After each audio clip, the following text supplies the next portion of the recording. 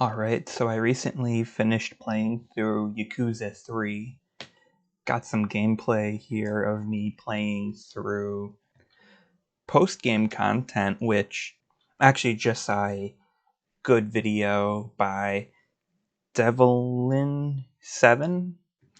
Apologies for my pronunciations, but found a lot of good Yakuza series content on that channel.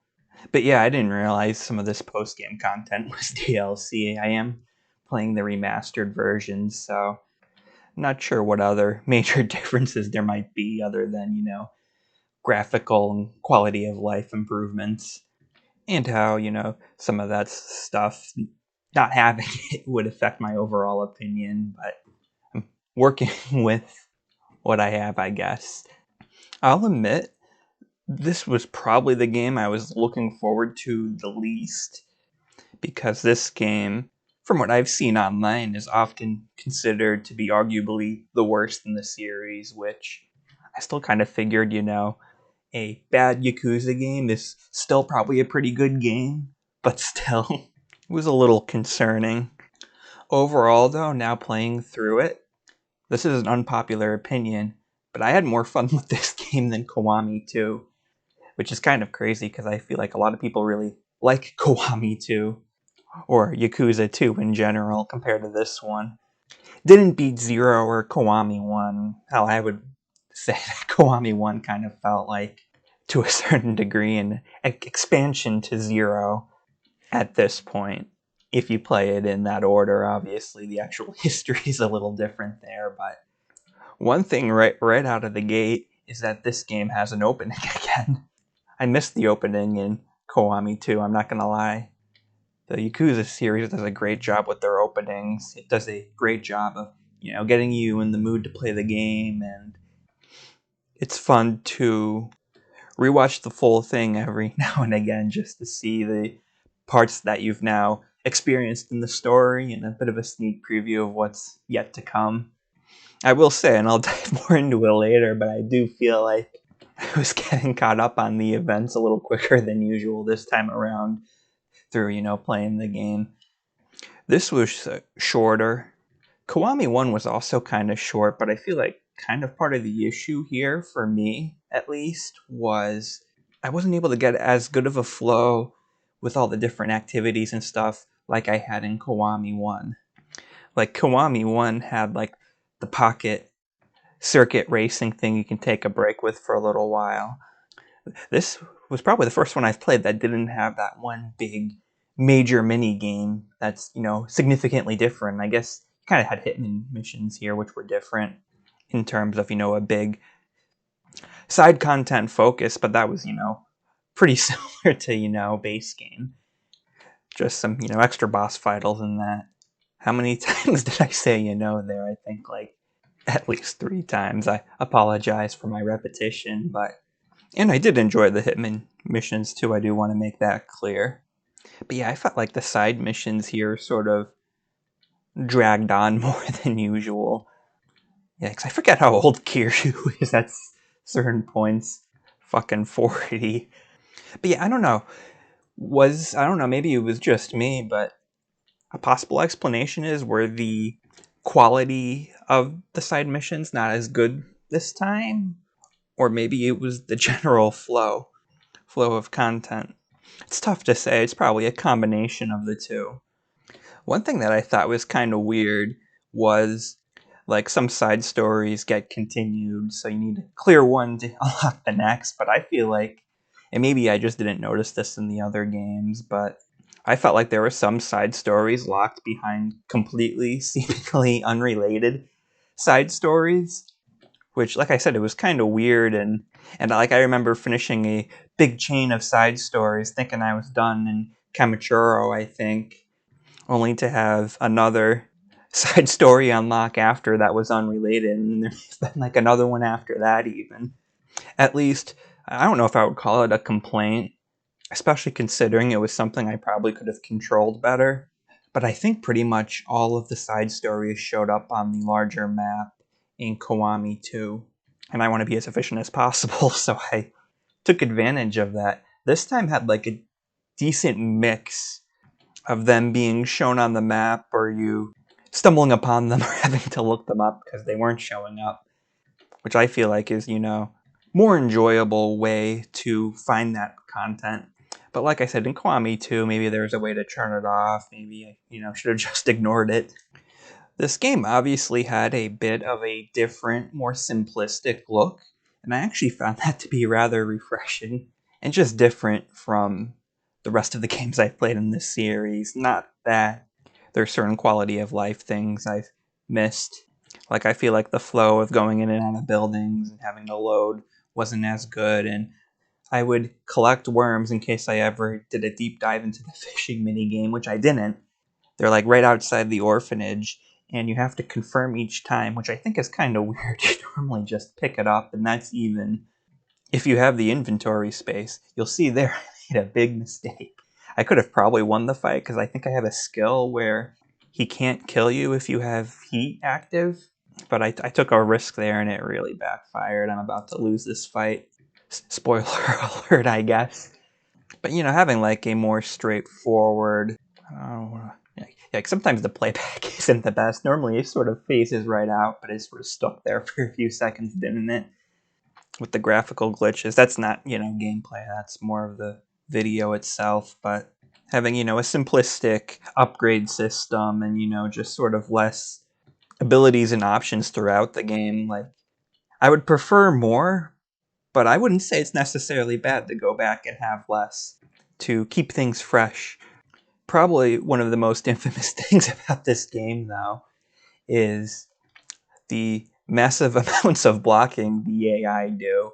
And yeah, I can confirm it's definitely a thing if you couldn't already tell through the gameplay, but I wouldn't say it's as bad as some people probably make it out to be. Like, if you can adapt and sort of adjust the way you're playing, which in my case, I'm playing on easy, I should know, and it was Shoji right there, the battle master, that really got me to buckle down and get better and start utilizing sidestepping significantly more. And like I said, it wound up being really fun and refreshing. Don't get me wrong, it has its frustrating moments, but I warmed up to it a lot more than I thought I would, a lot more than many other people might.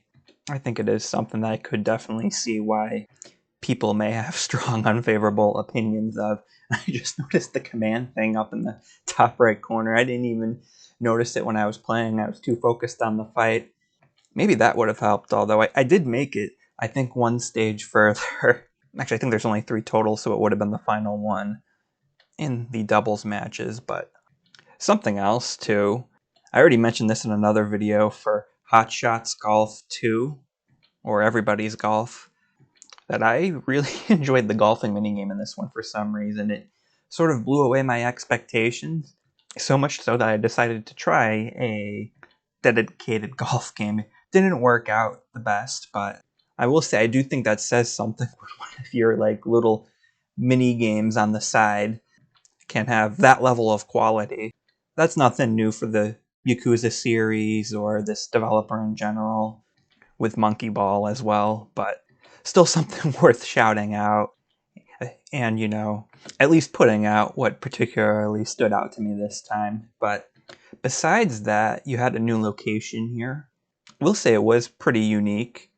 It seemed a little smaller than Kamachuro, but then when you sort of find the marketplace area, then it gets a bit closer and it's not as noticeable at first, though, because like I said, I played the remake, so this is technically the oldest game in the series I've played.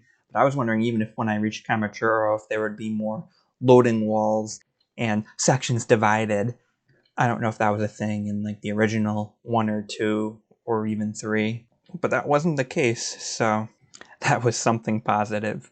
Another thing I wanted to note too is I think I saw this in a YouTube comment or maybe something on Reddit. I don't remember where exactly. I apologize. I don't know if this is true or not, but this game may have been made in 8 months, which, if true, that is absolutely insane. I mean, obviously they had some stuff to work with based on the previous Yakuza games, but even still, especially with some of the quality we're getting currently in 2023 and 24, like it's crazy.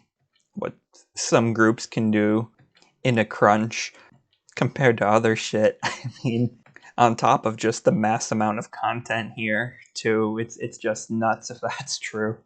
But yeah, so that was a time, though. Maybe more of the standard.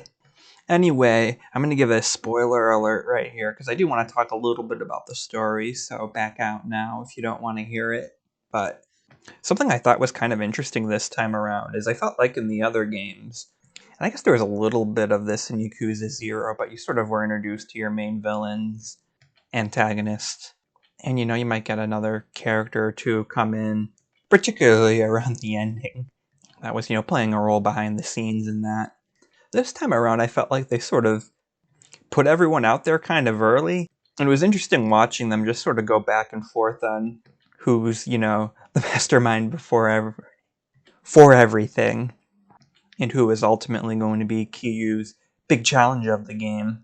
And I definitely liked it, but at the same time, I will say that part of an issue is I feel like characters like Nishiki and Ryuji are definitely going to stand out a bit more looking back at everything. Kind of one of those double-edged sword moments with it. I will say, I felt like certain aspects felt similar to one. And even, too, like, I felt like Nishiki and Mine have several similarities, and I feel like you could even make that argument with Rikia, I think was his name. I know his nickname was Fighting Viper, which was a great reference, but I felt like they were kind of similar to Shinji from the first game.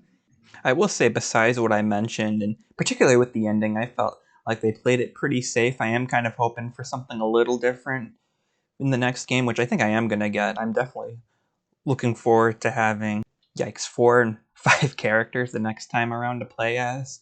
And maybe that'll help with, the side mission issues I had, at least this time around, because everyone will probably have their own set. Another small thing I remembered just now, too. I don't know if you can really tell right now, but I will say, I don't know if it's just me, maybe I'm remembering wrong, but I felt like the blood and battle damage from this game were a step above the other series games I've played, which is fine. I like it. I guess the only problem with that is sometimes it kind of goes too far in terms of, like, you'll be versing a boss and they'll kind of look not that bad after, but then maybe you'll take out a henchman or something in just a couple hits and they'll look more like they took 100 hits. I feel like several other games probably around the same time were like that, though, too, if I remember correctly.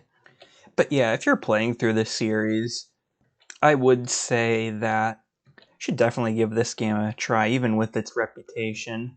I think it's worth a fair shot, at least, although I can certainly understand the issues people have and why people may not complete it. And I think it's also kind of worth maybe going back to if you want more of a as classic as you're gonna get Yakuza game. At least if you're like me and don't have, the actual first 2 Yakuza games. This is probably the one to replay if you're looking for that sort of thing. But yeah, gonna take a break for a while again. But definitely really looking forward to getting to 4 and 5. Unfortunately, you won't get to see me lose this battle. I guess you got to see me lose against Rikia, though, but I guess I can have a headcanon. We let him win, right? We're friends, want to have him feel happy and motivated, like we will be when we start Yakuza 4.